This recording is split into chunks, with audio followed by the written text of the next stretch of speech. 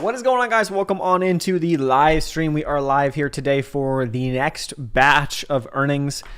We got some big ones. We got Facebook, Meta, PayPal, Ford, Qualcomm, Pinterest, Teladoc. Those are some big names that have moved substantially in the past. We'll look at the past moves from some of these stocks on their last earnings. A lot of them are down quite a bit from those last earnings a few months back. So the reality is, one of the questions is, how much more can they go down? How much has been priced in? How much of this sell-off is going to be priced into these earnings? It seems like we're in a fearful market, right? Very volatile. I'll take a look at the overall market right here. Let's give it a sec. Here's SPY. It's up 0.43 today. I do have these 460 SPY calls. I'm going to jump over here. I do have these 460 SPY calls. I will double down on this position. Ideally, looking back, I could have doubled down just in the after hours yesterday, right after the first couple of earnings dropped. I wasn't thinking, and so I did not. But realistically, these go out to June. So I'm not really too worried. It's more of like a play looking for the bottom fishing, right? For a reversal on these guys. So I will add, a couple more of these, maybe tomorrow or something, or probably after tomorrow's earnings in the after hours if we get a bigger dump. We shall see. I wish I could save the market, but it is what it is. We got a lot of stuff going on, a lot of good, a lot of bad, a lot of chop, and that's what it's been. I mean, if we just take a big picture, look at the S&P SPY, it's been chop. It's just, we open up here today and we opened up a little green, pushed up.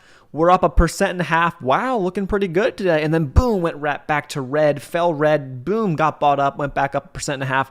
And now here we are up about 1%. So, we shall see.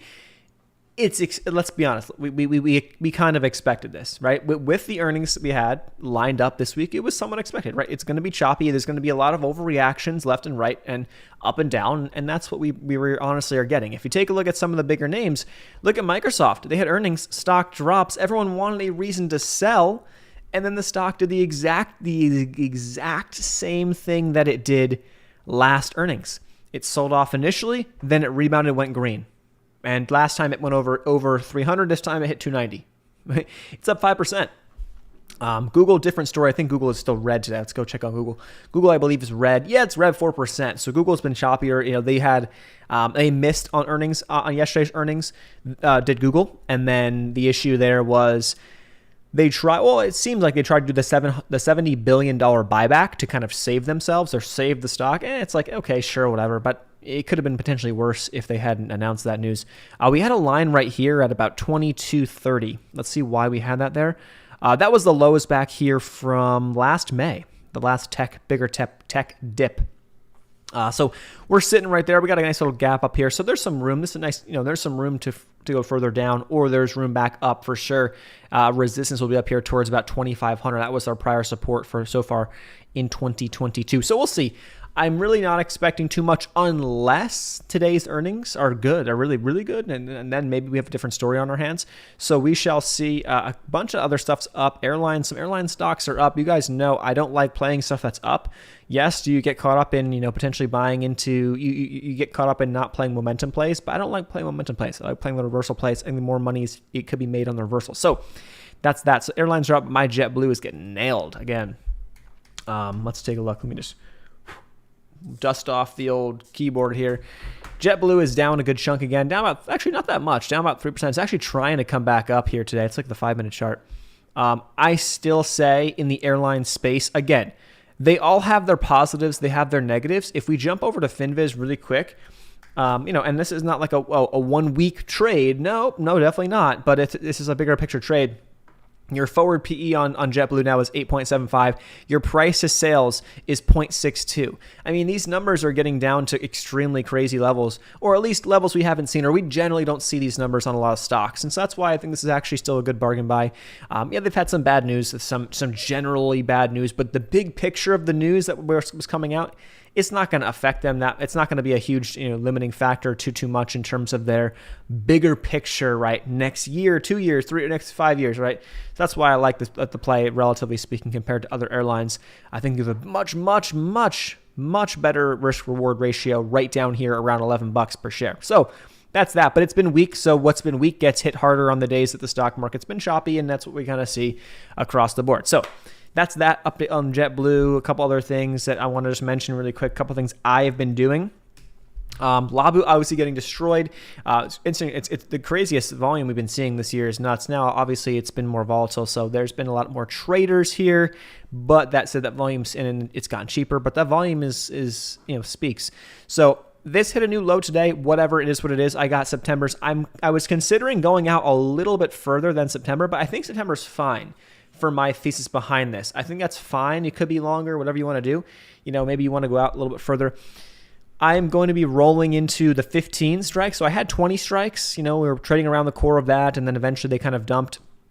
So I'm looking to get out of the 20 strikes, and I just bought into the 15. So I bought into 15 strike, which is a lot more reasonable on Labu, which is a 3x ETF of XBI. We know how this stuff can move, and it can move in a big way very, very fast. Just the past month, not even 3 weeks, this thing has gone from 97 down to 75. So, you can get a snapback back up to 87 in a week or 2 weeks, time, and things can be a completely different story. And then Labu's back at 15. So that's why I want to roll back to the 15 strike. This way, we have a much better chance of getting to the money.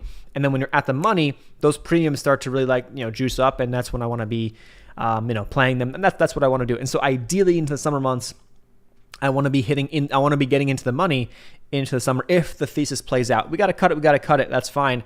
I'm going to still give it a couple weeks, at least to let things play out. We'll see how the next few weeks go, see how the Fed reaction goes once they raise again. And so then we'll get a better feel for things. So it's a bigger picture, view on this guy. But I want to get the 15s. I think that personally that's a better strike.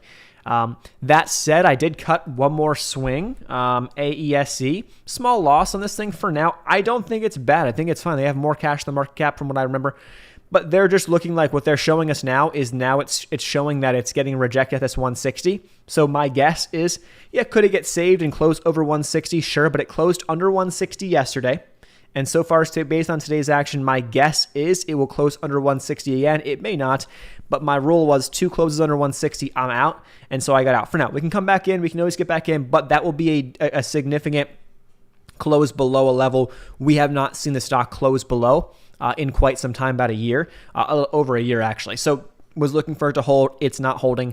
That's fine. There's no need to kind of play this. The only small caps I have are more fundamental small cap plays that I want to be holding anyway, which is NSPR, VISL are 2 plays that I'll be averaging into on dips and selling into the pops. ATOS, funny enough, this thing held $1, it looks like, and then ended up bouncing a bit. So actually, no, it dipped below. Yesterday, this thing dipped below. I cut this one off. I had an average around 113, and I guess I cut it off. Potentially, this could reverse and bounce. Got some good volume. We'll see. That's just the nature of it. You got to at least, you got to respect your stops at some point. Some will do it, some will not. In this situation, right? It was falling under 110. We got a couple closes under 110 a couple days in a row. I was like, I'm not going to sit here and get stuck in this thing, if we end up downtrending for the next, 3 months. So I'm going to cut it off. And it was a minimal loss. Again, on AESC, a few cent loss. Same thing with ATOS, a few cent loss. And the risk reward was amazing. We're looking to risk a few cents to make, 25, 50 cent plus moves on these stocks.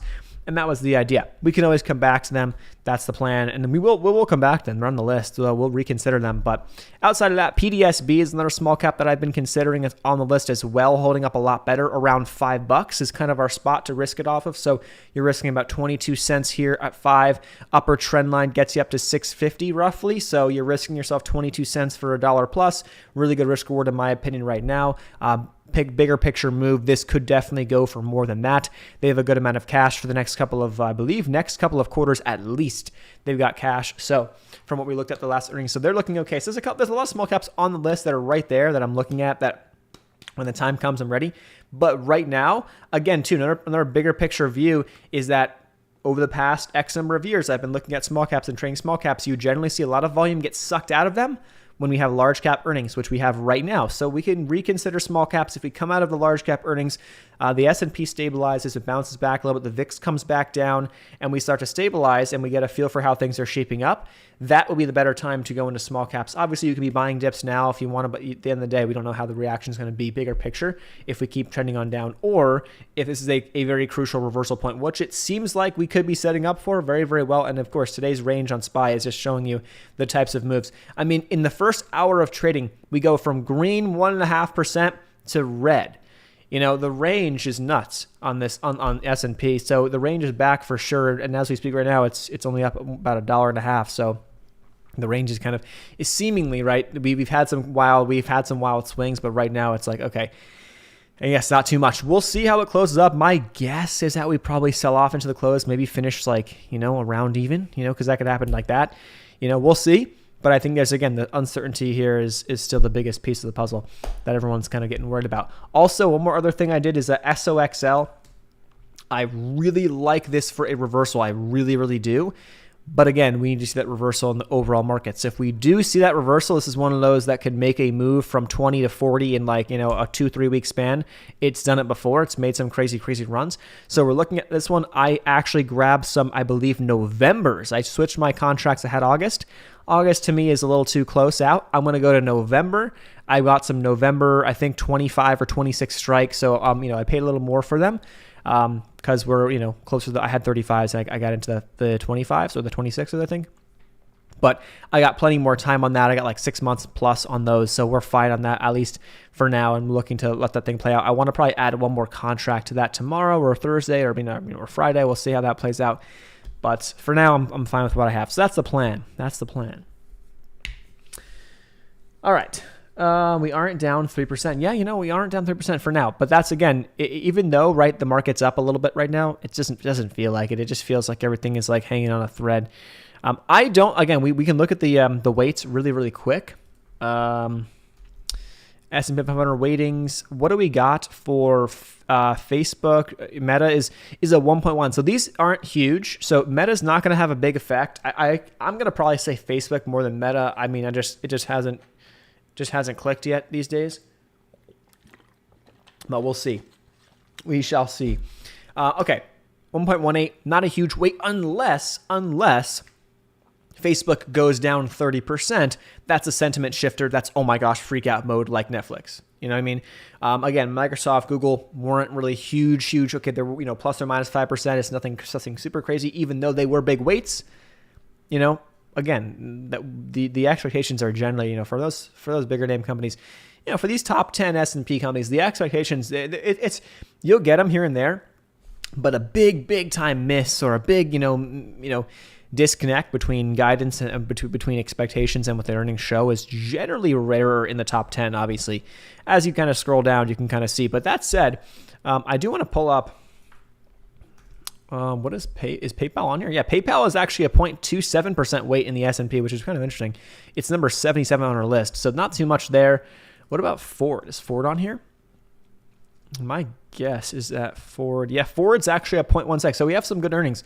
I would say if you're going to play an earnings play, Qualcomm and Pinterest, the biggest ones everyone's looking at is PayPal, Meta, Qualcomm, probably Pinterest too, because they've been nuts. But if you go and take a look at let's look at some of these charts really quick. Let's look at pins. I think pins is Pinterest. Pins. This thing has gotten annihilated. Yeah, could it continue to go down? Yes, it certainly can. But the risk reward here is probably, not ideal. Not to mention, let's look at the option chain. If you want to buy a 20 strike call, no one's buying calls. The risk reward, actually, now that I look at it, is actually much nicer on the option chain for here than I would have expected, but we shall see how this shapes up. I think Ford was the stock I was looking at earlier. Let's take a look at Ford. Holding a little support right here at like 1450. It's been holding. If we look at the option chain for Ford, let's see what they're pricing in. You can get the 15 strike calls for about 45 cents. So if Ford beats and goes up, a dollar or two, these could actually double. Potentially maybe more than that. So that's not a bad idea. Or you can look at like the 17 strike. These are kind of insane lottery tickets. The $16 strike on Ford, which seems far out, but the next resistance is actually up here towards 1650 on Ford. The 50 SMA is up there as well. So if you're looking for like a Ford lottery, obviously you can look to puts too. There's a move down, I think, down to sub 13 could be a spot. Let's look at the options. If you want to play like a Ford option lottery, the 16 calls kind of look interesting to me.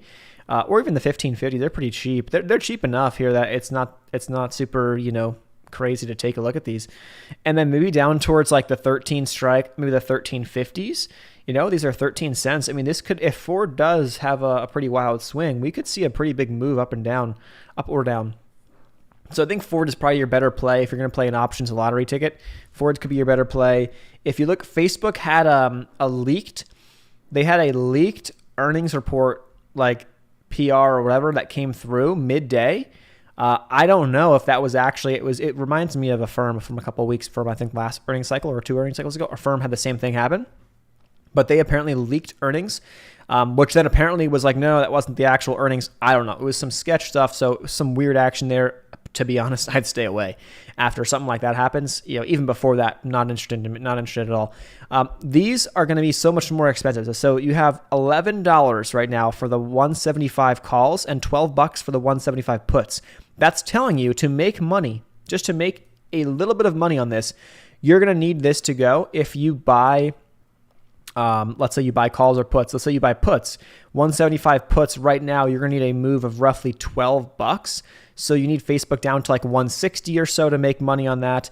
And then if you want to make money on calls, you're going to need Facebook to go honestly up towards 190, over 185, up towards 190. So that's what you're looking at if you're playing either side of the Facebook play. I don't recommend it, but if you are doing it, that's the type of move they're pricing in, which, to be honest, just like Microsoft, which was pricing in, I think, on MSFT. Let's take a look at this. Look at this, MSFT. Microsoft is up $13. If you go and look at the option chain today, look at this, look at the calls. You would think, oh, Microsoft is up. These calls should have been up. They should be green. Look at these calls. They're all down massive because they were pricing in a massive, massive move. I think it was like $18, $19, what we looked at yesterday. They were pricing in. And guess what? You may have got it correct. You predicted the upside, but guess what? Now it's only up $13. Well, you bought a $300 strike option that expires this week. Unfortunately, you're out of luck. So that's just the name of options. If you're playing them, make sure you know intrinsic value, what the stock needs to get to make you any money. The ones that were profitable here are deeper in the money contracts that were, making some strides, and now they're playing with a nice big delta. And delta essentially is a delta of 0.75, let's say, for example, or a delta of 0.5 means that the stock moves $1, the option will move 50 cents. Okay, so a delta of like almost 1, let's say a delta of 0.99, for every $1 in the stock that moves up, you're going to get about a 99-cent move in the option. So when you're getting deeper into the money, you get these deltas that are up in the 80s and 90s. So you're almost trading 1-to-1 in terms of the option premium versus your stock price, and those are going to be a lot more expensive. But that's why some people play that, because it gives you a little more leverage than just buying shares. So you can buy a lot more, or at least your buying power, it has more leverage when you're playing that way. That said, though, the NASDAQ is fluttering around even. The Dow is up a little bit. S&P, they're both up a little bit over 0.25%, but the NASDAQ is fluctuating between red and green right now as we speak. So let's see. The fake news for Facebook was just a potential, potential, botched earnings release, which I believe they backtracked and said that, hey, that's not actually, didn't actually happen. That's what happened, which is sketch. A firm did the same thing, and then I think they sold off massively on the earnings. We'll see, unless Facebook's earnings are really, really bad. I don't know. Let's take a look at the chart here on Facebook. How much could this come down? It just hit a new low today, obviously, on that earnings release, because it looked like the guidance was not looking great. You have a potential chance on Facebook, if it's really bad today, to come down and test the pandemic lows. You're back into the pandemic kind of V right now in terms of where you're trading at.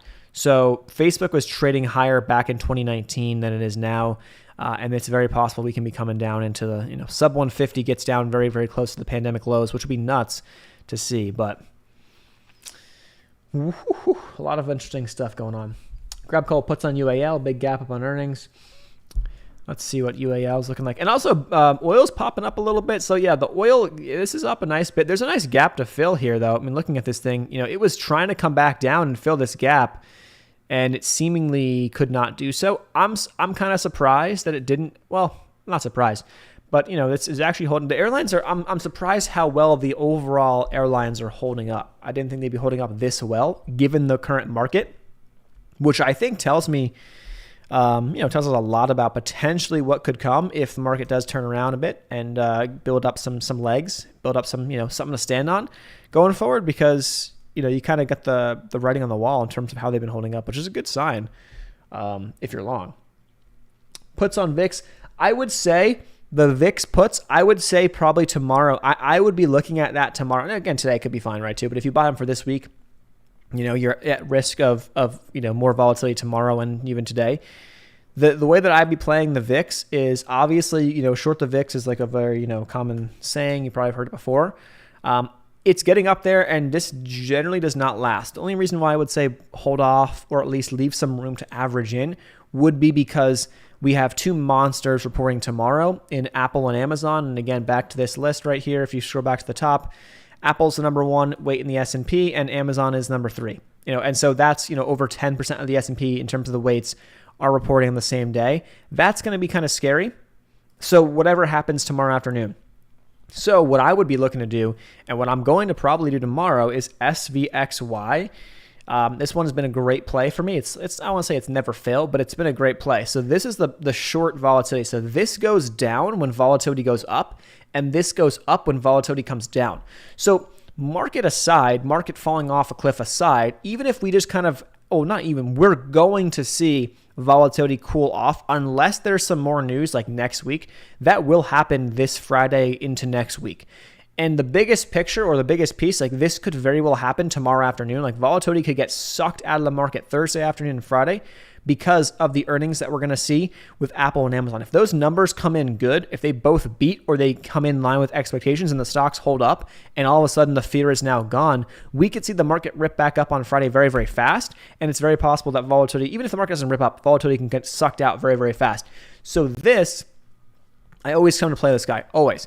What I would be looking at, maybe today you can grab it, but of course, if we see a bigger flush out on Thursday or even tomorrow, tomorrow or this tonight, based on earnings, this could flush out further and this could come down more. So you can play it both ways. I like the option chain here. I would say, just simply put, if the portfolio was not positioned the way it currently is, and I was just, let's say, only day trader, or I was only like a very short-term swinger, this would be like where my focus is at. I don't care about anything else. I'd be accumulating some shares of SVXY in chunks if it was my only position in chunks. So maybe today I buy a chunk at 48 or 49 bucks. Okay. Knowing that I have powder to add this thing lower if we get the opportunities. Okay. So I'm not going to just blow my entire, buying power in one day. Nope. Not going to be dumb like that, but be precise in terms of what I'm adding. Look to add one more down here towards like sub 47 if we get it, and then take profits up over 52. That's the goal. And so you can play the options too. The problem is the options are not very liquid. There's a lot less volume and open interest here. So you have to find certain contracts. So if we go and let's go look for like the May 20th. May 20 is good. You're giving yourself a little bit less than a month of time. That's fine. Generally speaking, these volatility events do not hold up that long. Like VIX will not stay above 30 that long. Historically speaking, past couple of times, it hasn't happened. It could happen. Anything could happen. But it historically has not. So I look at these 50, the spreads are not great. And the open interest is not great either. But if you can get a bid on these and get this thing sub $2, they're going by 230 by 180 or 185 on the bid, 230 on the ask. If you can get it around 2 at a 50 strike for May, well, guess what happens, right? Just think about intrinsic value here. So if you got a 50 strike, 52 means that's where you're going to break even by May 20th. Well, if this bounces up to 55, which that could be a stretch, maybe 53, 54 in a month, 10% move, well, now you're going to be up whatever you're going to have $3 plus intrinsic value, $4 of intrinsic value. Those options can double. So that's why I like playing that. If you can find them on a day or you can find a contract that you like on the call side that has a tighter spread and that has decent liquidity. There's not too many out there, but I have played these before in the past, and sometimes there's more liquidity here.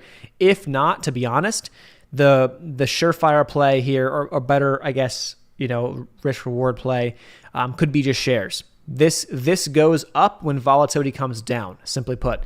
So you can play just shares, or you can of course go and short, literally just short the VIX, or short UVXY or get UVXY puts. You can play it that way too. But this is another option depending upon what you want to do. Like go and look. If you can put a bid in and it gets filled, great. Take a shot at it. Or maybe on UVXY, let's go see what UVXY is at. $17, actually, honestly, pretty low. UVXY at 17, go here and look for puts out to, let's say, May 20th. What's the strike? Let's see what strikes we can look at. If you want to buy a 20 strike put, that's going to give you, cost you $5. You still got to get, these aren't as appealing to me, honestly, to be, I don't like these as much in terms of the premiums.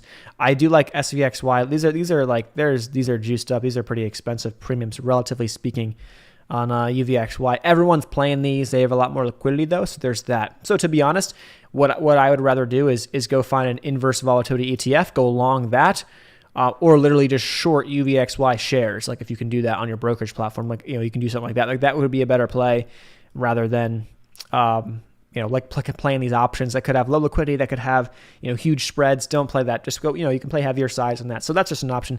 That's what I'd be focused on. That's what I'm going to look at tomorrow. SVXY calls tomorrow. If there's something that I can maybe snag some at that makes sense at a strike that I think makes a lot of sense, that, we'll see. But it's been a nice play in the past. All right. Powell said no more calls, puts only. Got to call puts on UAL. We talked about that. What's up? Make a long-term portfolio. No, this is the time. I mean, these are the times, I think, to be honest, to be looking at bargains, to be looking at long-terms. I mean, I just saw Tattooed Chef today. I know there's a quite number of people who have been investing in this one, have it long-term. Numbers-wise, all I have seen is actually pretty good stuff on Tattooed Chef. Like, I do kind of like this play for the long-term. You could have got this thing sub $8 today. That's nuts. This thing has gotten destroyed since April. I mean, look at this move on Tattooed Chef. Since April began, you're down like 40%, which is insane. The thing is already down how much since, obviously the highs are the highs, but it's already down how much from November. We talked about November was like that really big point. This thing is down 50+% since November. It's nuts. So that is that. We got about 10 minutes to go until the close. Then the earnings are going to get fun. So SPY is dumping. It very, very similar to yesterday, honestly. A little bit of a just, pressure into the close. People kind of panicking. Like, I'm not sure what I want to do here. Whatever it is, what it is. And I think you're going to keep getting this chop until Friday at least. We'll see. But let's see how, once we get to Friday, then we're looking like, okay, Exxon. I mean, there's only companies reporting it before the open. Exxon, well, who cares? Everyone cares Thursday. Everyone's going to care on Thursday. But yeah, so we'll see. There's going to be a lot. There's going to be a lot to jump through. We'll dive through them. There's no rush. There's no need to like, oh my God, freak out, panic, this, that. Like, we're not going to do any of that stuff. It's not how we generally do things here anyway. So we'll keep it pretty simple. We'll look at some. Well, here's an interesting stat today too. I saw this. Take a look at this tweet. So since 1987, the 13-week average on the AAII investor bullish percentage below 25. Here's what the S&P does. The S&P returns on average 17% in the next year, with the worst being a 0.7% return and the best being negative, and the best being a 33% return. Okay? As of last week, this average was at 24%, so it fell under 25%. Now, this lines up a lot with some other stuff we've been looking at. Again, for those who are not, who haven't seen this stuff, let me just pull it up really quick. Head over to Ryan's page, and I jump over to, this is actually a new one. We can look at this one in a second. Let me just go and find his tweet from a little while back where he showed the AAII bullish index, essentially, or the investor, what is it called? The sentiment indicator, or the sentiment survey. So here it is. We're going to get the new update, I think today. Should be the next week, technically every 7 days. So we should get that next one today. So I'm curious to see what these numbers come in. And it just tells you, investors, it's a survey of investors, who's bullish, bearish, and who's neutral, right? And these numbers are very, very bearish, very minimal bullish. But historically speaking, when this number on a week-to-week scale goes under 20% bullish, here are the returns in the next 3, 6, and 12 months on the S&P 500. 2008 was your outlier, obviously, on the chart. But it's pretty crazy. This is pretty crazy to me. And again, every year you write your own history, right? So it's not like you can go and look. And of course, past performance doesn't guarantee future results. We know, but these are kind of cool stats to look at. So let me go find the other stat we were just looking at before that popped up. So let's just see. He's a great follow too. Ryan Detrick is a great follow. He posts a lot of these charts. I love this type of stuff. Bad starts April, but there's still time. April is we talk about April is historically one of the stronger months of the S&P, and it was not this year. Well, whatever. Again, every year is different.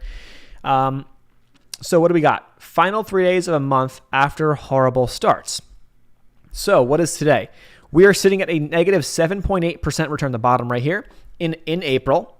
And the final 3 days of a month of trading, historically speaking, have been 91.7% have been green. 1 has been red. And they've averaged about a 3% return. So this is telling us, if this average is fairly accurate, we could be looking at like a 2.8% bounce from here on average over the past however many times it's happened. So what's the 2.8% bounce on the S&P? Let's just draw that out on the chart and see what that puts you. 2.8% is going to take you, that's a pretty big move. That's back up to about 430 or so. 428, 430 on SPY. Pretty big bounce. We'll see if that ends up holding up or that's how we finish out the month. So I guess technically speaking, we have today, what is today? The 28th is tomorrow, Thursday. The 29th is Friday. And then we have, that's it. So there's just a couple of days left to go of April trading. And then May 2nd is next Monday, I believe, right? Does that make sense? Yeah, I think so. Jeez. All right, Boeing got hit today too. And then let's see where Boeing's at. That's why, well, here's what's funny to me. Is that JetBlue being one of the weaker names, obviously they've had some negative news, and it's like, to be honest, big picture from what I'm looking at is not that bad. But Boeing, BA, I'm looking at more of a longer term perspective. Boeing had some nasty earnings, but they actually got on the conference call and seemingly revived themselves a bit. So they fell down to 146. Then as the conference call was playing out here in the morning, the stock actually rebounded back up to 157, almost 158. Now it's here just under 155. So they were down over 10%, which is nuts for a Boeing. So airlines, I guess, fell a little bit with that, but then a lot of them actually rebounded decently. So I'm surprised too with oil. Let's see where oil's at right now. Oil's up. Yeah, it's up a little bit today. Nothing crazy, but it's just holding around that 100. We've seen the range in oil really tighten up. It's really kind of in that upper 90s to low 100s now. It's been the range the past couple of weeks. It seems like. Really, honestly, go back to even late March is kind of the time frame. It's been like a month of oil doing that. So, all right, Apple's gonna be huge. Sure, it definitely is. Tattooed Chef. No, the thing about Tattooed Chef is, if I'm looking at from what I've seen now, I can probably dive. That could be a really good candidate for the covered call strategy, where the thing has gotten so cheap. It's at $8. You can go and slap this thing and get a bunch of shares. Like for anybody who has Tattooed Chef, if you're bagged on this thing, or you think you're bagged, or you're like, oh, it's a long-term investment, just sell. If you have 100 shares or more, sell covered calls. Even if you want to sell covered calls on this thing for next month, and go out to the $10 or the $12 strike and get paid $5, it's just go collect your $5. This type of stuff is a great way to kind of hedge, or at least to protect your downside or to minimize downside on these names.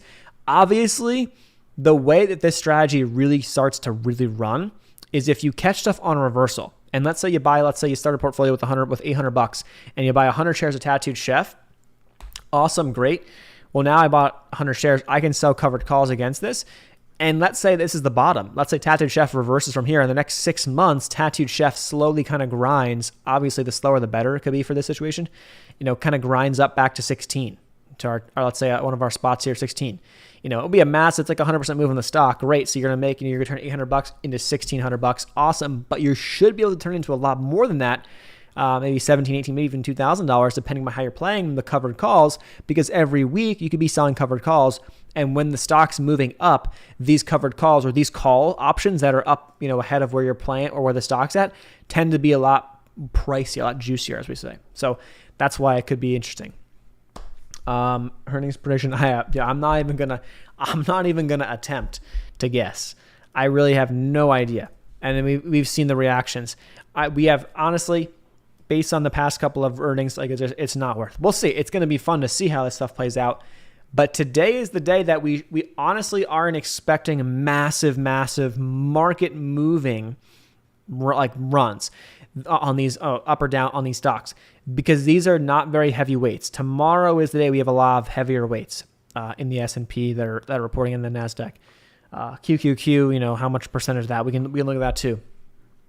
So relax. We'll jump in a second when this stuff starts coming out. I have a news streamer pulled up here, but I'll see it. I'll read it off, and then we'll jump into the official numbers once they come in, as they start to come in. So we'll see how this plays out. But that's the plan. Okay. All right. I think Facebook does well. I mean, it's down a lot, man. It's down a ton. I'd be surprised. The thing about Facebook here, we're looking at it right now, Meta.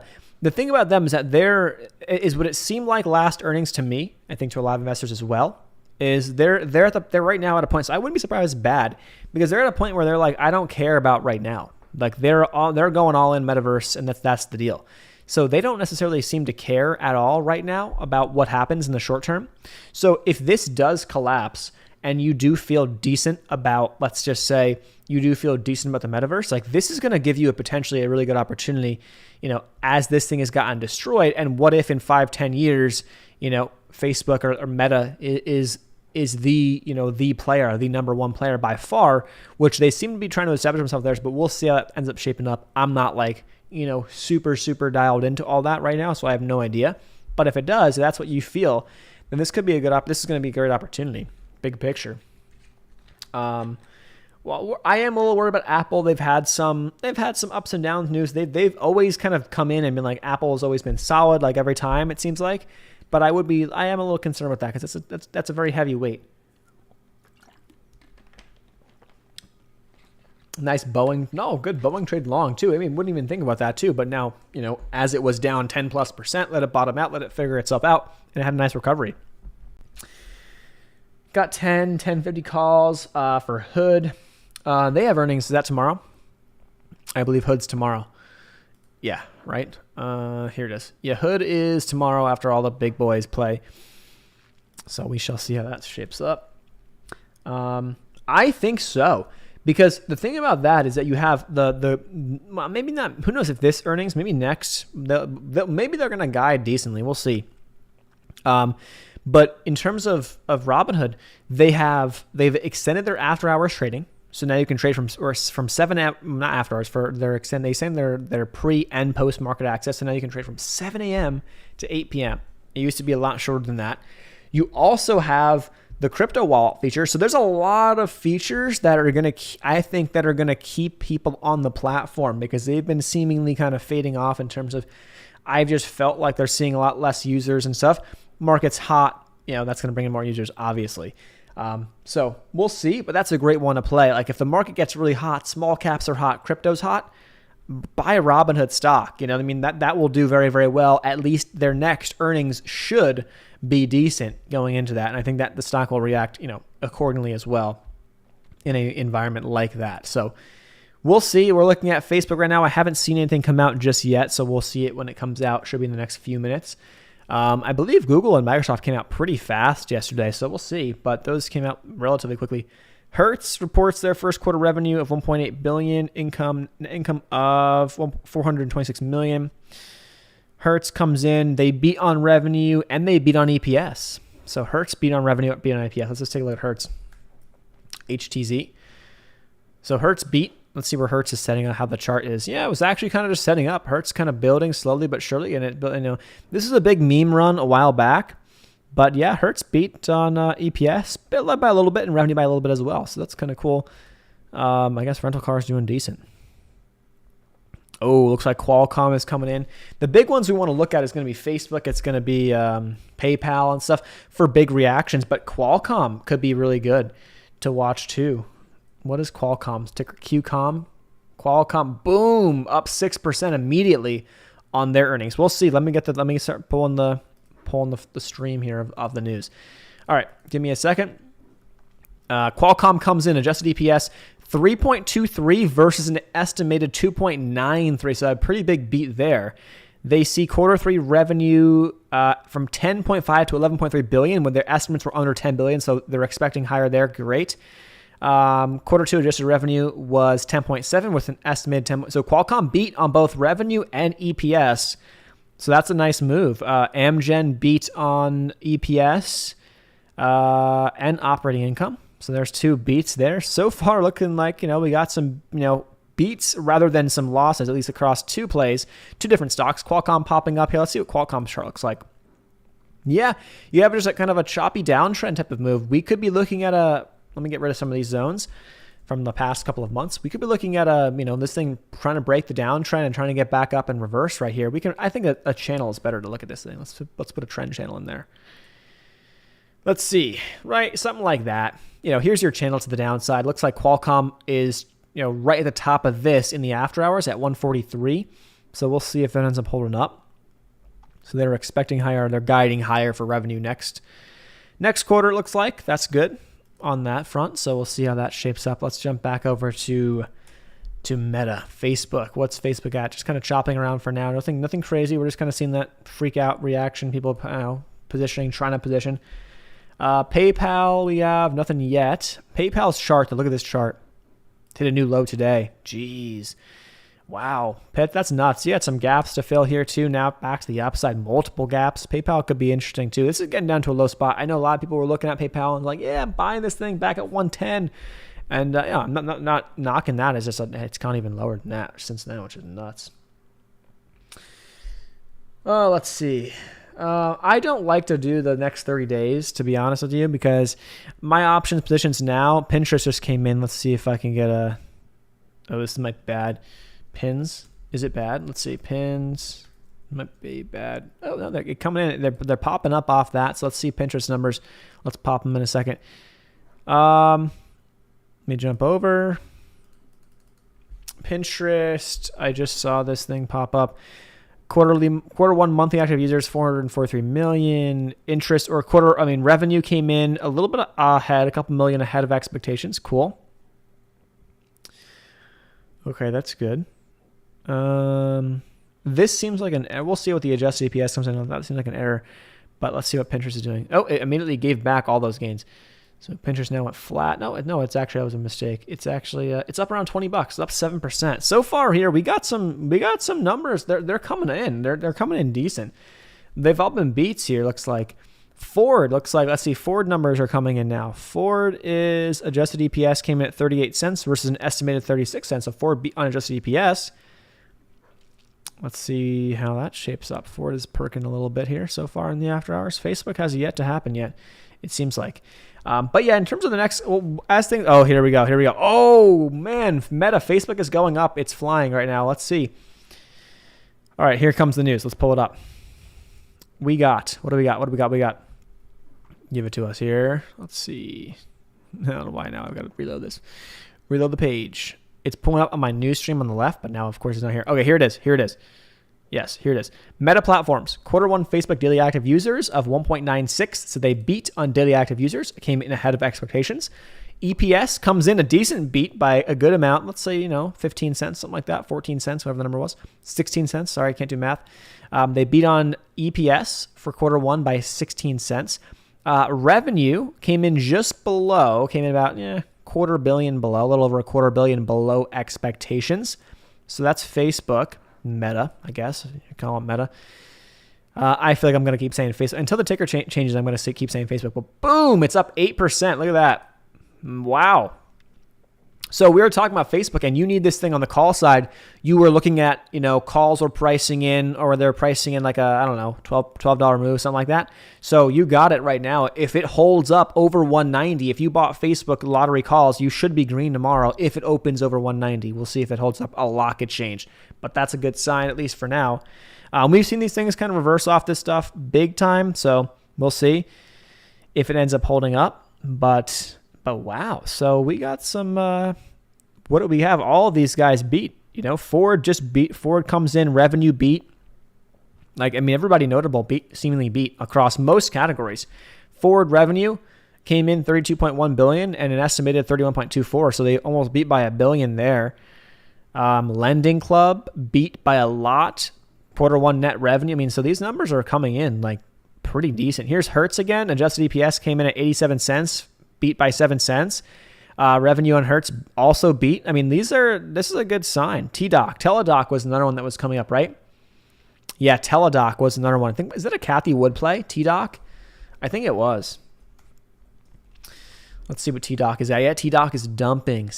Oh my goodness, man. Kathy Wood is getting shellacked. This is nuts. She's down big on this, I think, already. I'm not sure if she still holds it. I don't know her real. I haven't been following her, to be honest, too much. I'm not following her day-to-day trades, but this is getting crushed. It's down over 14% in the after hours here. So that's that. So it looks like, let's just jump back through some of the earnings. So Teladoc is coming in. We can pull up their numbers in a second. It looks like they missed estimates on Teladoc. Jumping over to Facebook, we got PayPal coming up too, right? So Facebook here it's up 8% plus. It hit 195. It's actually trying to get back over $200. Facebook is up. Pinterest is also up 16%. Look at this. Pinterest is ripping right now. So Facebook's up. Pinterest is up. Hertz wasn't a huge name, but Hertz is a past meme stock, kind of in a way. And this thing was up, now it's down, so they just dumped. Teladoc is down. What's PayPal? We're still waiting on PayPal, right? PayPal is kind of it's popping a little bit. Looks like, Ford was up too. At least it was. Let's see what Ford's doing now. Ford is up to $15. It's teetering on. It's not making a big move on Ford, but it's up $15. So it could play out for if those playing calls on Ford. Geez, a lot's going on. A lot of like mid kind of grade, I feel like, names today. Tomorrow will be very simple. It'll be like the two main ones. I guess maybe you can look at Robinhood too. Actually, Roku, Intel could be big. But the main two are the big players, Apple, Amazon. Tomorrow could be a big day. But there's a lot of like, mid-tier kind of companies, I feel like. I guess if you want to call them mid-tier. Mid to upper, I guess. We're getting up to Meta, PayPal, Forward type things. So it looks like, today's a pretty wild one. All right. Jumping back to FB. Until that ticker changes, man, it's going to throw me off. Up over almost 10%. Facebook's up 10%. Teladoc's her biggest position. That's hilarious. I'm sorry, but let's look it up. Let's look it up. ARK Invest. We gotta look it up. What was ARK Invest? I don't know how to spell. Here we go. I'm sure we can find it. It might take a second or two to find it, but let's do what we can do. Sure. Explore my ETFs. Great. Okay. Accept. Okay. Sure. Okay. I don't care about this stuff. Just get me to the goods. ARK. ARK is like the big one. Let's see. Where am I going to find all the tickers in this guy? Top 10 holdings. Okay. It's a top 3. So they have Tesla. Zoom is the top 2. Oh my goodness. Teladoc, Roku, Coin. I mean, I get Coinbase. I get Block. I get SQ Square, now Block. I get Unity Software. I get these things, but I don't get Teladoc and Zoom. This much of an allocation. That much. I mean, maybe, a couple percent of the fund, but that's a big amount in Zoom and Teladoc, which, I mean, I don't know. Whatever. That's just me. And they are smart people. They're smarter than me, I guess, right? Across many, many fronts. But I don't know. Meanwhile, Facebook is up 12% now. It's ripping even higher. This is a good sign. And Facebook is the biggest weight in the market. So, at least not the biggest weight. It's the biggest weight out of the bunch of today. Out of the stocks reporting today, Facebook is the biggest weight in the S&P.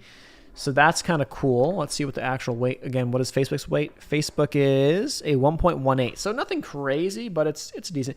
It just kind of feels like we should see that the market should be doing decent. Let's see what the S&P. SPY in the after hours is up 0.35%.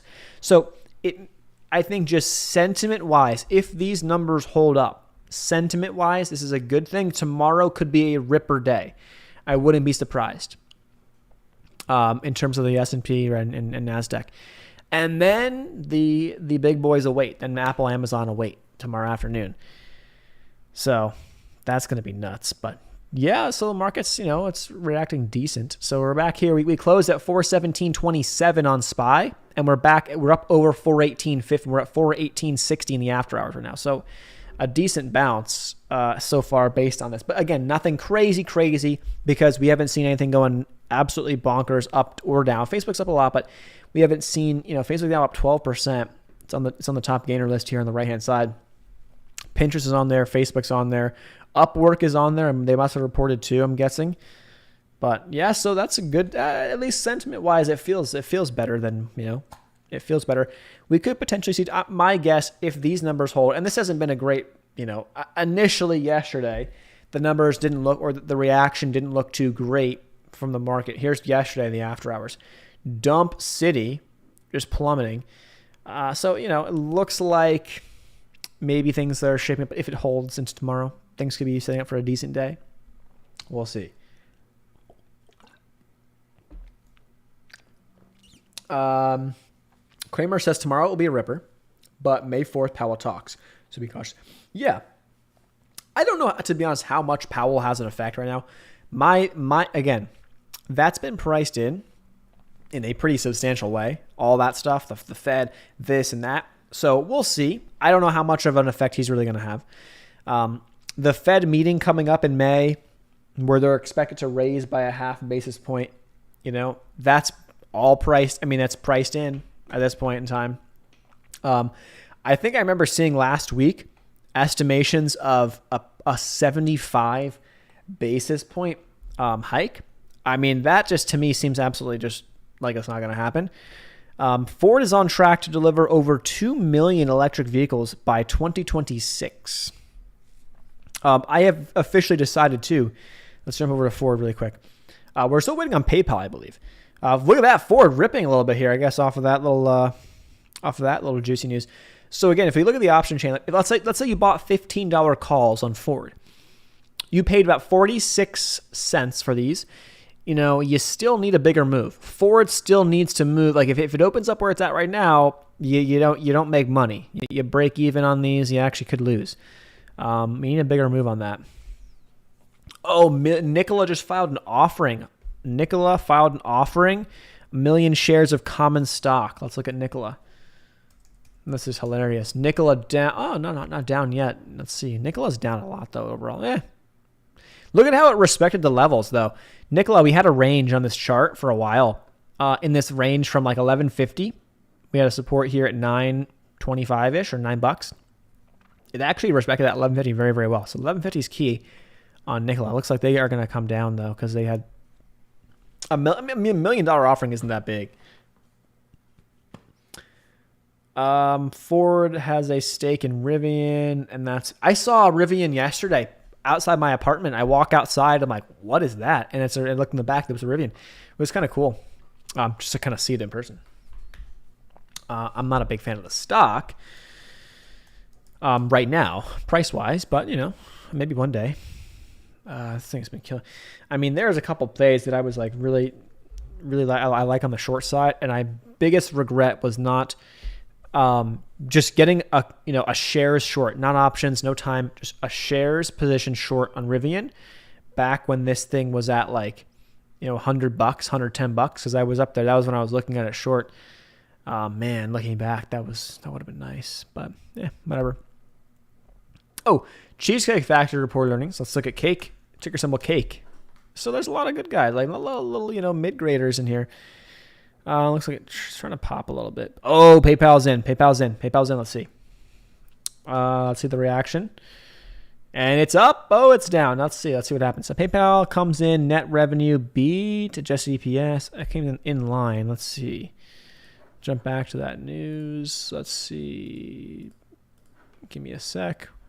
Refresh it. It looks like it's a little bit of mix. PayPal. Net rev beat by barely beat. And then adjusted EPS comes in line. Okay. Cool.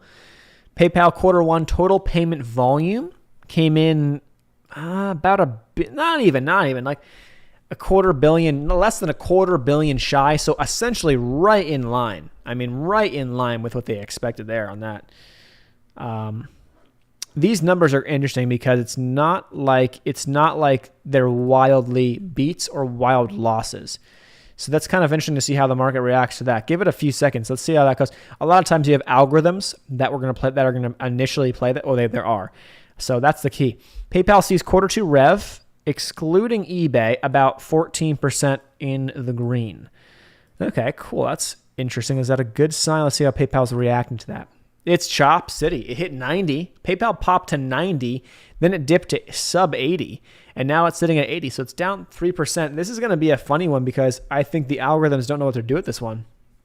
You have a little bit of a mixed report. This one could be an interesting dip. Let's see how if more news comes out, anything else, future guidance projections come out, but let's just give it a second. But this one could be interesting to see a little kind of curl back to the upside if it does tank a little further. And the news does, or the earnings don't seem too bad, just because I think you're going to see a lot of algorithm reaction. And then, eventually, people will digest this news, will digest the earnings and have a better feel for that. Not to mention the stock is down how friggin' much over the past 6 months. You know what I mean? So this is starting to get down to a spot. I think that you could see a lot of big money come in.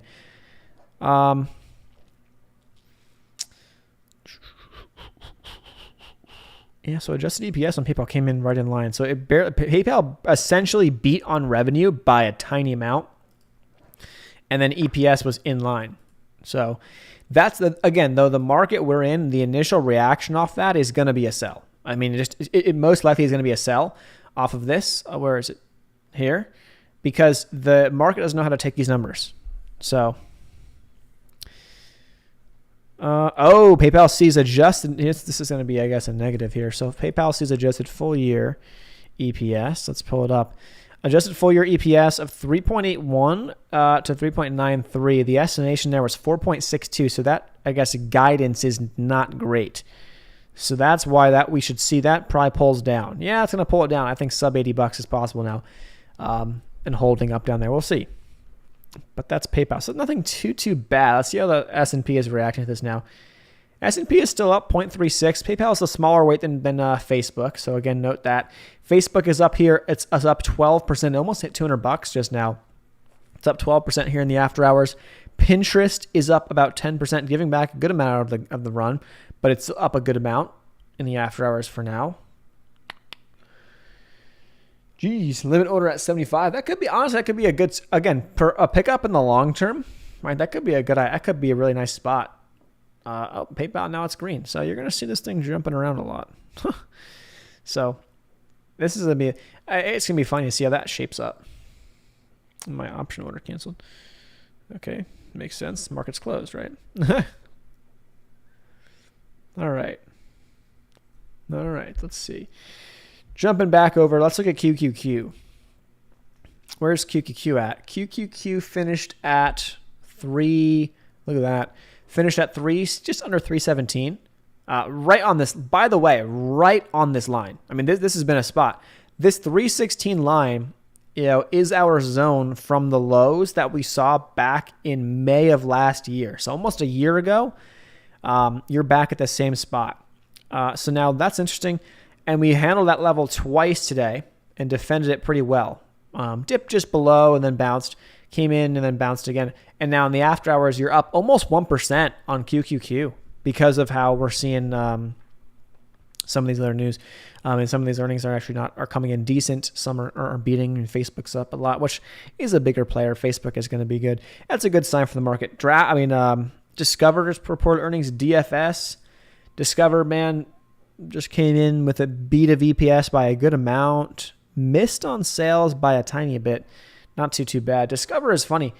Discover is my first credit card. If you're looking for a place, if you're, don't have a credit card yet, you're younger, college, high school, this is the place to go for a student credit. I think Chase has student credit cards now, but I think Discover is the easiest one to get approved for, to build that credit up. First place to go. I would always recommend it. I recommend my brothers and sister to do it. They got it. So it's where I'd always would say to go. And it's a good tool as you learn how to use that type of stuff. People are scared by that stuff. Some people hate it. Some people love it. I love credit cards because I have a million of them. Not in a bad way, but in a good way because of either using the 0% or using the bonuses. Like most sites of bonuses, like, hey, I get a bonus of $200 if I use this card and spend X, like let's say, $1,000 in the first 3 months. Well, if my expenses for rent or just food and whatever are going to be a couple thousand, or let's say $1,000 in the first couple months, I'm going to just use that card anyway, make my, hit the payments, pay it off, then get the $200 bonus. Boom. It's just like, that's why I love them. Now, people say, oh yeah, too many. It's not having too many cards. Who cares? When I get the card, I immediately set to full statement balance auto pay, and I don't have to worry about it. Then I set the alerts so I get, text message or I get a notification if there's a charge. And so I've had a couple situations where I've had some fraud charges or whatever. Okay, cancel the card, never have to pay for that stuff. Cancel the card off and you're good. That's why I like them. I like using them a lot for those purposes, take advantage of the bonuses and stuff. And then, of course, if you get into business cards, it's a whole other ball game, 0% and all that type of stuff, which is cool. But that said, that's besides the point. Let's look at Facebook. Wow, look at Facebook. It's going to push $200. Looks like it wants to push $200. Let's go look at some resistance zones for Facebook. 206 is a 50 SMA. Yeah, that's going to be a spot. I think 207 could be a spot for sure. Let's look at the top losers. Top losers right now in the after hours, give it a second to load. But I think we're going to see Teladoc on this list. If I'm not mistaken, we should see Teladoc on that list. I'll pull it up. I'll just pull up the stock. TDoc. Teladoc is down 30%. Oh my goodness. What is ARK looking at now? That's a devastation move for ARK right there. ARK K. So if you thought you were down bad, and hey, a lot of us may be struggling, or you're looking at your portfolio and you're seeing you're down for now, right? A lot of us may be hurting, but you're not hurting as bad as Kathy would right now because Teladoc is getting destroyed. This is down another 1.5% in the after hours right now, or 1.3% now. ARK Innovations, ARK's Innovation ETF. Their number 3 holding is Teladoc. Go figure. But it's now the number one loser in the after hours. So it hit $37. How much lower can it go? Okay, $50 was our dip from March. Okay, we blew through that. Back here we had a dip down to 40. Well, I'll draw a line there. 41 was the low of 2018's dip. $42 a share, roughly speaking. That was the 2018 pullback when the market got just shellacked and Teladoc fell from 89. It got cut in half essentially to 42, a little more than half roughly, right? And that was a pretty nasty time. For those who were around for that time, who were invested that time, it was a tough time for growth, for small caps, for tech, right? They took a big hit, but the time that we're looking at right now, okay, we are seeing moves more substantial than this to the downside on some of these stocks. Okay, from highs to lows. Okay, from highs in 2018 to the lows. Now, mind you, this pullback was about 2-3 months. Okay, yeah, it was a little choppy into early 2019, but for the most part, this pullback was like 2-3 months. So in a couple months span, Teladoc goes down 50%. Okay. Pandemic happens, right? Stock explodes. Yeah, fair enough. You want to do the math on what Teladoc's looking at right now from the highs? You want to do the math? All right, we'll do the math. Let's see. Teladoc from the highs, $308. That's over a year ago. So we are talking about over a year. Yeah, a lot. The last pullback was only 2 months, roughly. In the after hours, it just hit 36. So Teladoc is now down 88% from last year's high of $308. You were at 308. You're about to slash a zero off the end of that and be 30 cents, $30, 80 cents is what you're headed for, at least this pace. Nuts. I would say we can look at this earnings really quick. I don't know. Let's just jump in and find it and then let's pull it up. Let's see how bad it actually was. Like, let's look at TDoc earnings. Let's get the official numbers, the full report, all that good stuff. Here it is. Here is Seeking Alpha's stuff. Okay, EPS comes in. What? EPS of negative 41. What is this? Net loss per share of $41.58. Non-cash Goodwill impairment. What even is this? That just seems like wild. Okay. I was gonna say this could be a bounce idea, but I don't even know what this doesn't some. I have no idea. I haven't really have much context behind this, so this seems like a wild miss. But we'll see what happens. 30+%. Meta had good earnings. Yes. Let's just jump back and pull it up here so we can look at it again. Let me scroll down and find it and find the results. We'll look up some of this Teladoc news here in a second. Let's scroll down. PayPal comes in essentially. PayPal was like, it beat on revenue, came in on EPS, came in, but the forward-looking guidance doesn't look great for PayPal. Their EPS for the year is going to be below expectations, but we'll see how PayPal is shaping up. If we scroll down and find ourselves Mr. Meta, Facebook. Yeah, here's Meta. Revenue came in, and quarter one rev was a miss by a $250 million, nothing crazy. But the EPS came in with about a 17-cent beat on EPS, and Facebook active daily users was also up slightly as well. So that's what you're getting on the Facebook bounce or the Facebook pop. Let's jump over to Facebook. What's up? It's up almost 14% now in the after hours. Look at this. Facebook is hit 199.97, so it just shy of $200. It looks like it wants to break through, to be honest. $200 and go for a pop. Let's look at PayPal really quick. How is PayPal reacting? PayPal is actually up. It's pretty much flat. It dipped, it ripped, and now it's kind of flat. We'll see. But to be honest, the reaction that we're seeing right now, I think, is actually a pretty good thing. Facebook was the biggest weight in the S&P of all the names coming out today. So it was a pretty good reaction, I think, based on what we're seeing in terms of at least the feel for sentiment and all that stuff. Microsoft was yesterday. They beat on both categories, revenue and EPS. Microsoft beat yesterday, and they were up like 5% today. So that's that. TDOC is getting absolutely annihilated. Absolutely annihilated. Bitcoin, ETH, miner stocks. I don't know, to be honest. My take on that is I do, I guess, have a take.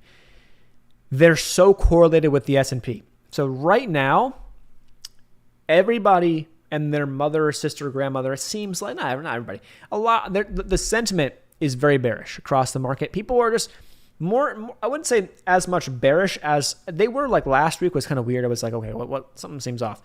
Whatever. Maybe Monday.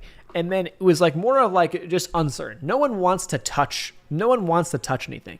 Essentially is what it seems like. No one wants to buy the dip. No one wants to buy, certain stuff, dollar cost average, long-term, fine, do what you want to do. But for other stocks, some speculative stuff, small caps, mid caps, just people are like, I don't want to touch it. I don't want to do it.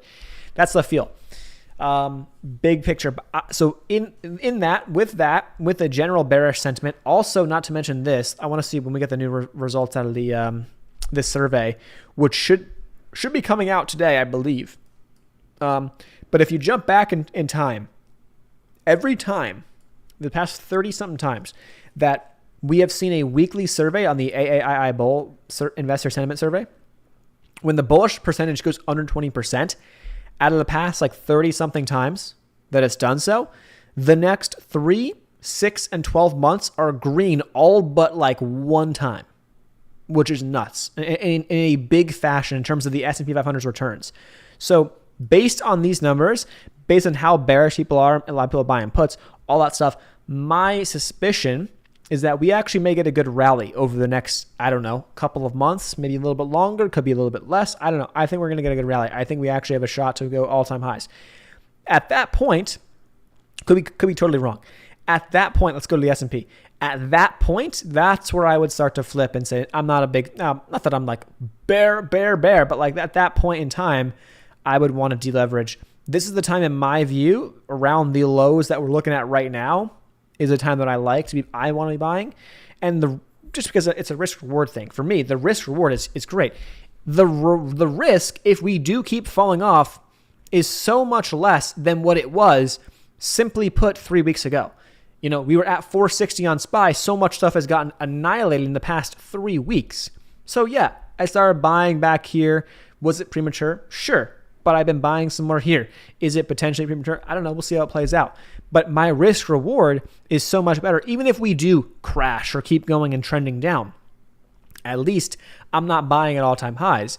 But I think a lot of people, the psychology at play is the exact opposite, where most people feel comfortable to start buying up at highs. Now, it will work if the market stays nice and green, stays strong, and trends higher. It will certainly work, right? For certain names playing momentum.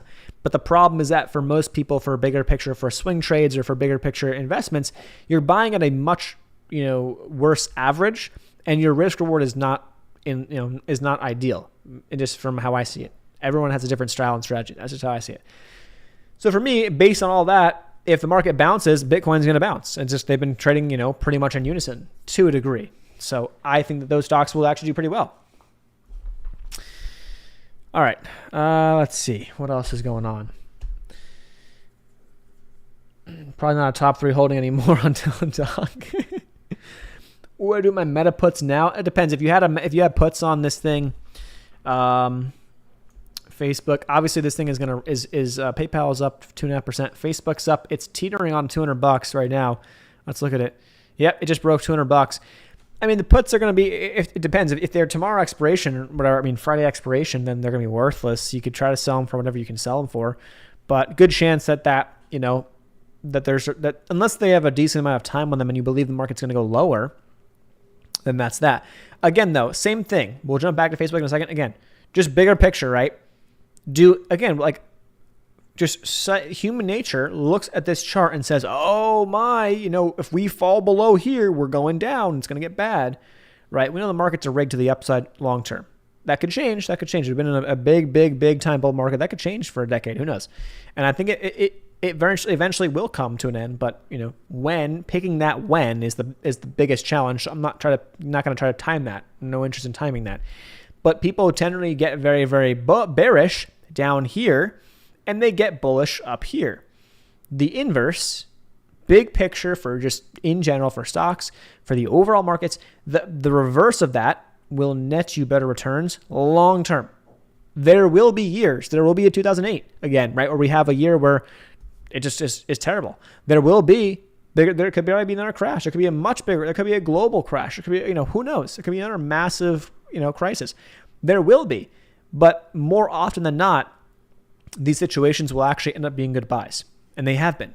History has proven these times are actually historically much better buys than what you may think sentiment-wise right now. So that's where I'm coming from, at least on that front. Again, everyone's going to do what they want to do, but I only buy high and sell low. That's it. That's how you do it. Buy high, sell low. That's how it feels, right? Sometimes. The way it comes from getting absolutely destroyed. I mean, that's how it is. Like, I've gotten destroyed on so many things because I've done that and I've gotten rocked. Now, you also get rocked on buying stuff too early, right? You start buying a little too early in the downtrend. You don't wait for a reversal. Okay, fine. I'm not. Sometimes you're not playing it for like trying to time the reversal. I'm just trying to buy this thing generally lower than where I could have bought it, a month or two ago. On a lot of stuff. If I like it for the next couple of years or the next couple of months, like it could be a good buy. Generally speaking, here's our general rule of thumb. This is don't take this literally as financial advice, but general rule of thumb is when the second you feel like liquidating your entire portfolio and just saying, I'm done, screw this, I'm out of here. That's exactly when you should buy a SPY call for like a month or two out. Buy a SPY call and just forget about it and close your screen and shut your computer off. Or on your phone, right? And just put your phone in your pocket. Don't open the brokerage account for like a week or two, and then come and check in on SPY call.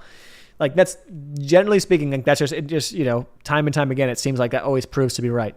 And maybe that was this past week for some people. Maybe it ends up going lower. We'll see, and whatever. Maybe it's on Thursday or Friday morning after Apple or Amazon gets destroyed on earnings, and then the market tanks. That could be the oh my gosh, it's over. I may as well just dump everything moment. And many times, more often than not, that's the reversal point. That people move up or people miss out on. But, that's part of the stock market, right? But most people don't make money in the stock market in the short, especially in the short term. You hear all the stats, it's a surefire way to build wealth in the long term, right? The problem is that most people are not patient enough for that type of stuff, and they want tomorrow. So you start playing puts, calls, options about this. You start playing penny stocks, and then you end up on the wrong side of those trades more often than not.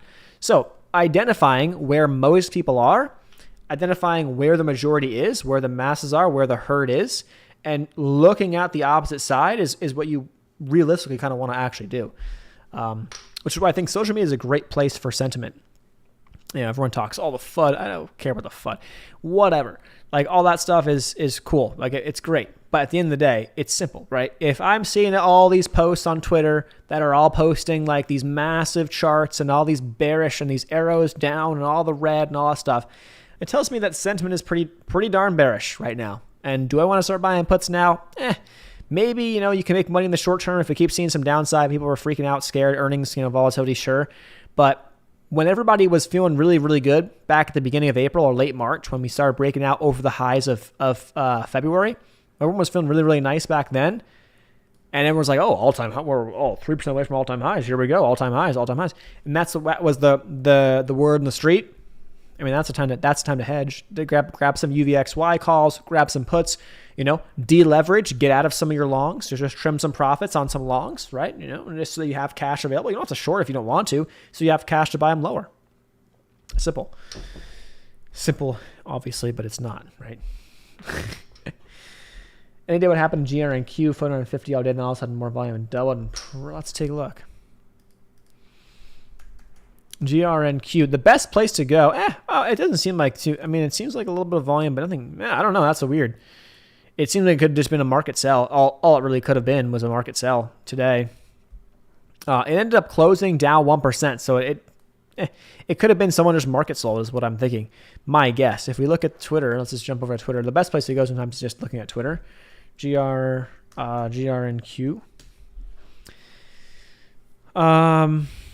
So, no, I mean, there's not too much, it just seems like on here. There's no one like really posting too much about it. So my guess is it was a market sell. There was no news. My guess it was just a market sell.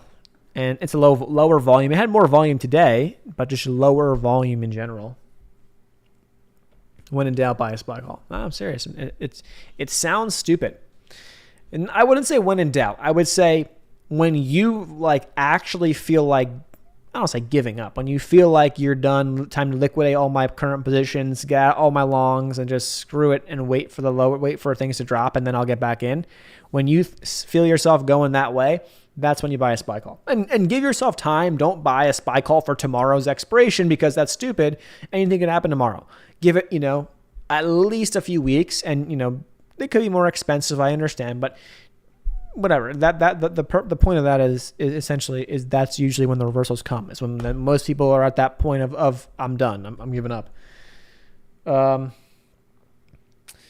I've made slightly more buying puts at the top than when they're relatively cheap too.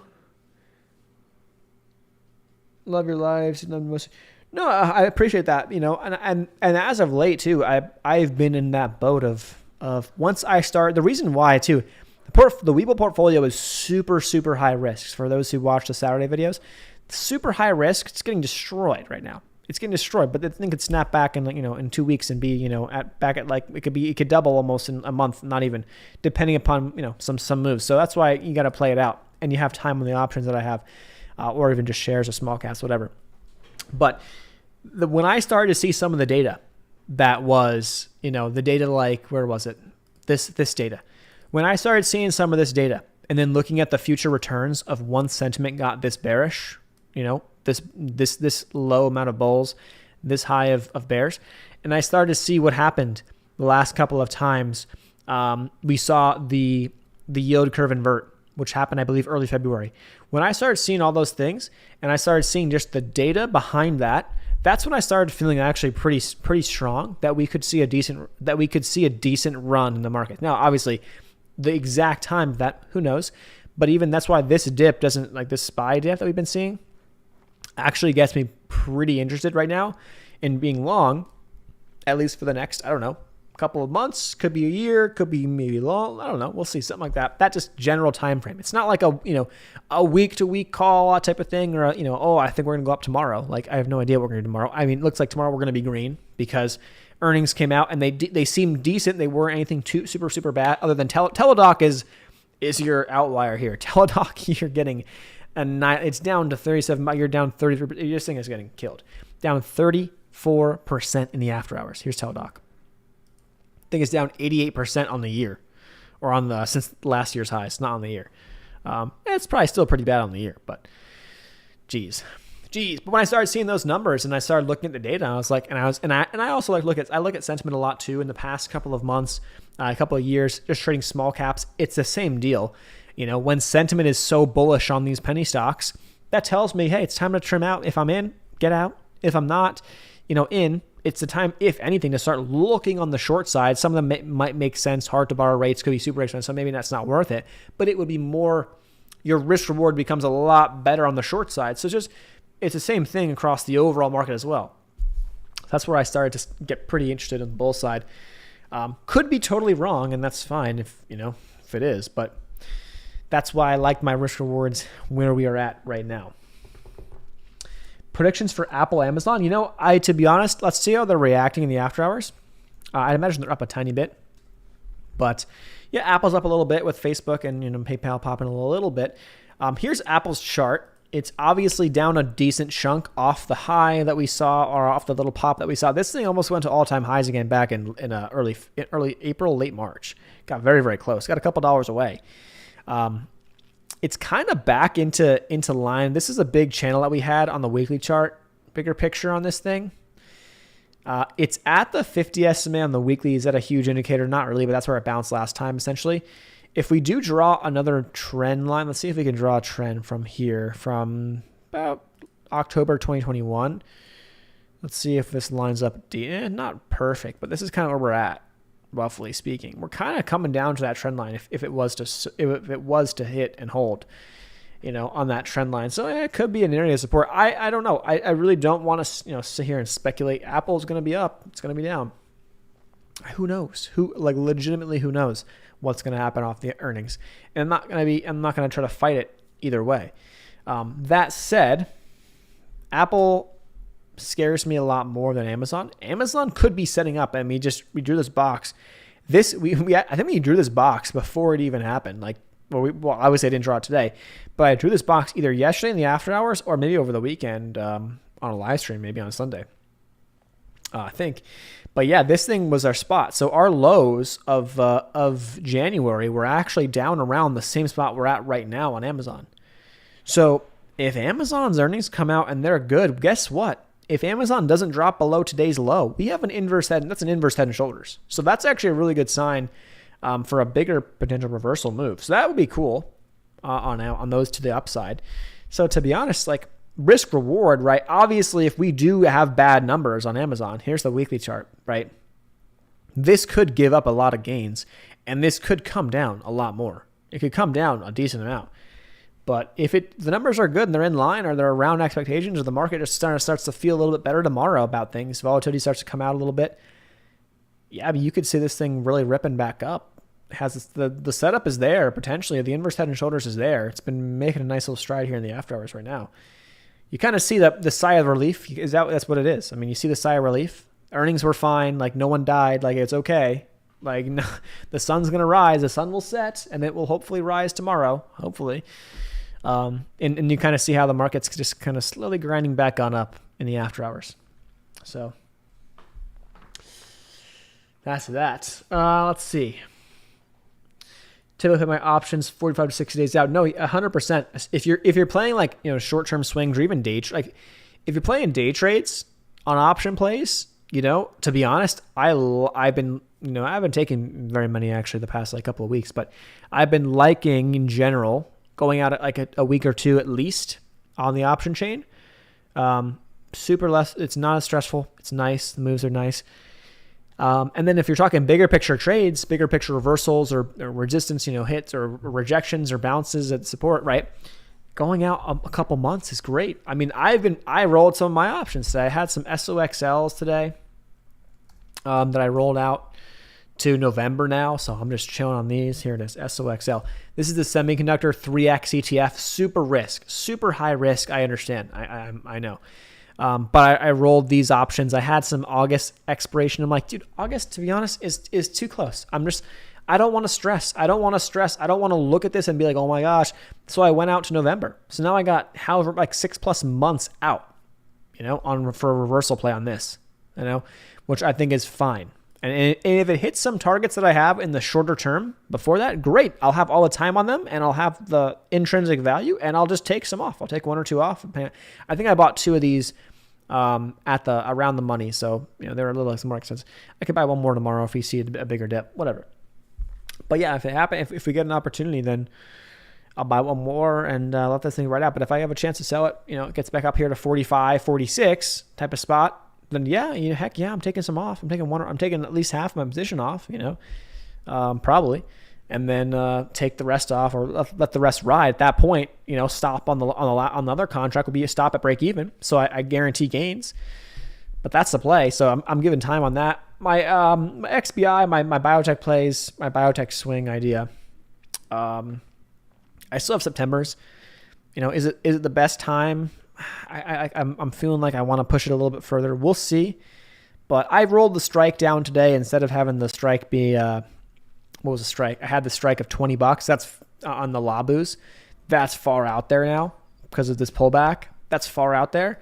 I rolled the strike down to 15. So it's a much more attainable, target, or at least in the money zone. So I go in the money at 15, which is right here. So I go in the money right here on the options once it pops back above there, if it does. So that seems a lot more attainable to me than $20 is a little. It could totally go to $30. My target's $30 actually on the Labus, which big picture on this thing, right? $30 is this line on the chart. Here's the weekly chart. $30 target is still nothing. In the big grand scheme of things, it's nothing. So that's the reality of that play. And it's funny because you look at this thing and you're like, oh man, what stock is this? This stock must suck. No, it's actually an ETF. This is a 3X ETF. Here's the ETF it models, essentially. You might think this stock sucks. Like, what's going on? As of late, yeah, it's actually an ETF of a sector. It's a biotech sector. The biotechs have been getting killed, but they're the most speculative stocks in the market. So, when everyone's like, I don't know what to do, guess what they do? They don't buy biotechs. They definitely don't buy biotechs. Once people start feeling comfortable about taking risks, they buy biotechs, and they can rip. So, I think Amazon will be red just because COVID's over. People get back. It's possible. I think so. PayPal. Let's take a look at PayPal. It makes sense. That's the idea. However, I'm curious, how they come in terms of expectations. So that PayPal bought at 80.28. Well, you're up $5 roughly now a share, which is nice. What is that, like 7-8%, something like that, from that average? What is the number on that? Let's see. It's from 80.28. That was a nice dip buy too. You almost caught the bottom, like to almost exact. You're up 6% already in like 20 minutes. That's nice. PayPal earnings are already out. Let's pull it up. They essentially came in line.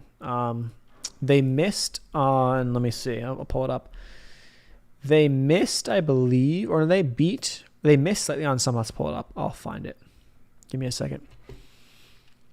Here it is. PayPal, EPS came in at 88 cents, which was what they expected, and their net revenue came in actually just higher than expectations. So they beat on those. I mean, they tied, essentially. They came in at expectations, and then they beat on revenue. And then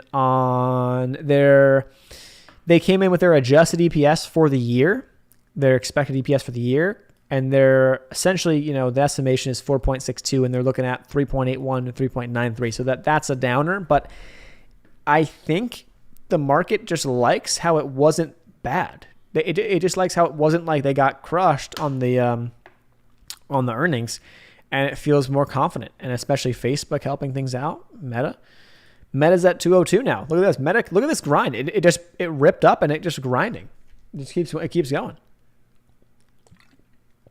Market likes it. It seems like market just kind of what you're noticing. Look at UVXY, by the way.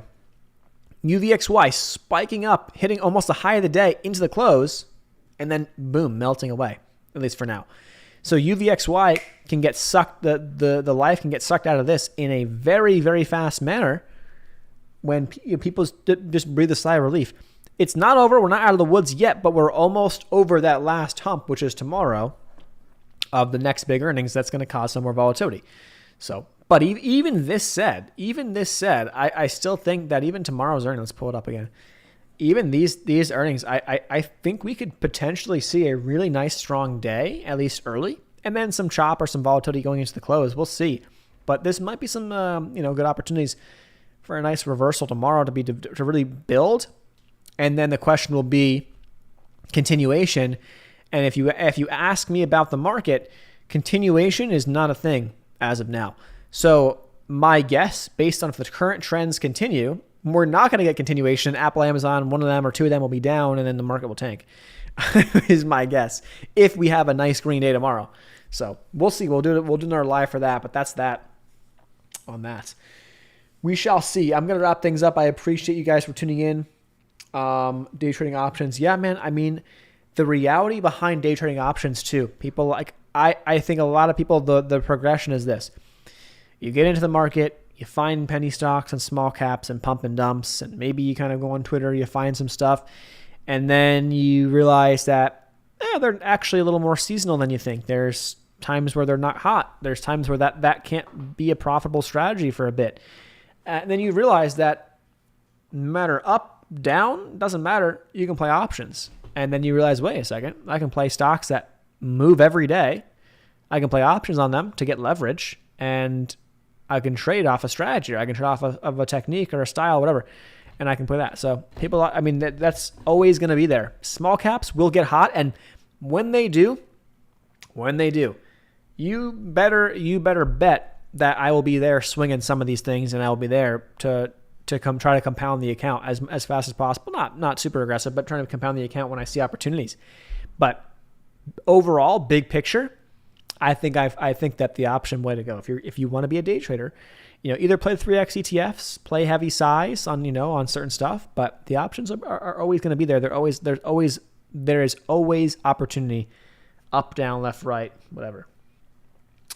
Yeah, what's up, Kyle? I'm unfortunately gonna wrap things up. We've been going for about an hour and a half, but we'll see. Look at Amazon options, IV. Let's take a look at Amazon. Let's just see what the move that they're pricing in is. That so Amazon popping Amazon's up 2% in the after hours. So that's a pretty big move for Amazon, by the way. All right, option chain for tomorrow. We have implied volatility for. Let me go find where we're at right now. Implied volatility for stuff that's around the money, around 100%, a little over 100%, 116, 104% on some of these. If you were to buy an Amazon call at 2,700, let's see, 2770, which it's over 28 now in the after hours. It's going to cost you, the 2770 is going to cost you $90. So let's just look at where 2770 is and then where $90 is. So let me find 2770. It's like right here, $90 move. So Amazon's pricing in for the earnings about a 3 to 4% move, roughly speaking. 3 to 4% move is what it's pricing in. So if you buy options, at least, this could change a bit tomorrow, but if you buy options,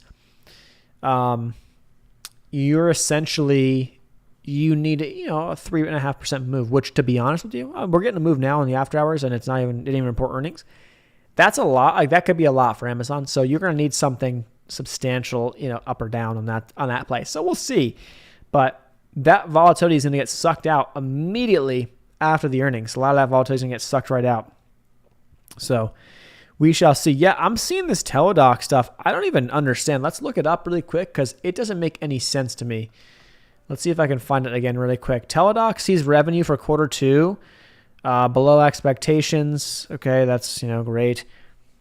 Non-cash impairment charge of $6.6 billion on Teladoc. What else happened here? Like, this isn't there. Did their EPS really come in that bad? Let's see. Like, what even is this? Their net loss per share was $41.58, primarily by non-cash Goodwill impairment charge of $6.6 billion or $41 per share. So, like, what happened there? I haven't been following. That is just disgusting. ARK got killed on that. Kathy Wood strikes out again, adding to her TDOC position the day before another collapse. That, I will say, this is pretty nasty. I will say, like, she is getting that is literally Teladoc this right today. That's just a slaughtering, huge impairment charge. Like, what even is that?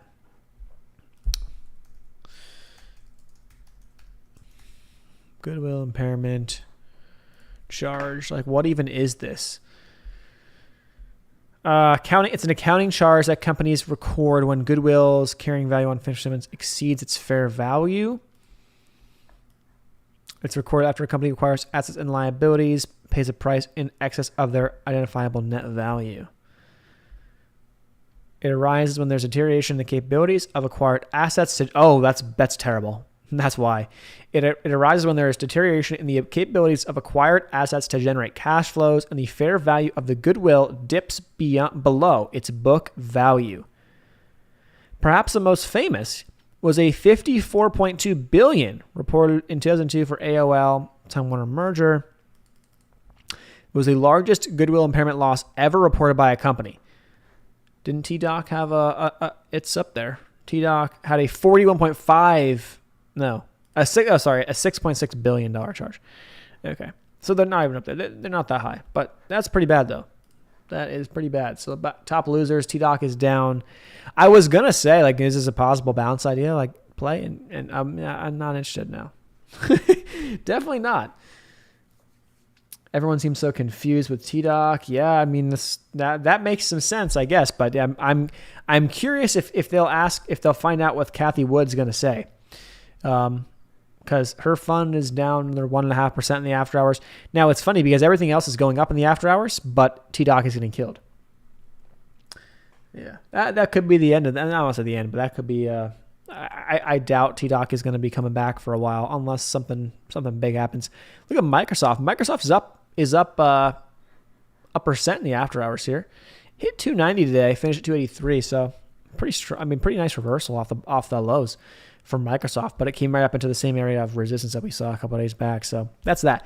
All right. That said, I'm gonna wrap things up. We'll do the same thing tomorrow. Tomorrow's huge. Tomorrow's the big day. We have the big boys playing the big boys. My guess now is that we're gonna see. Tomorrow is Amazon and Apple reporting. You got some Roku in there, which let's see what Roku's weight is on the S&P. Is it in there? Roku is not even in the S&P. Okay, cool. Whatever. Those are the big names, Amazon, Apple, and they have big weights. So if we get like a 5+% move up or down on either one, that's going to influence the markets in a substantial way. So that's what we're looking at tomorrow. We shall see. Generally speaking, though, on some of these big names, usually the guidance is pretty darn accurate. Usually. For the sake of the market, it's pretty darn accurate. So that said, thanks so much for watching, guys. Thumbs up button. Consider subscribing if you guys are new. Check out some other videos. Other links, resources are down below like always. And I will see you in tomorrow's stream.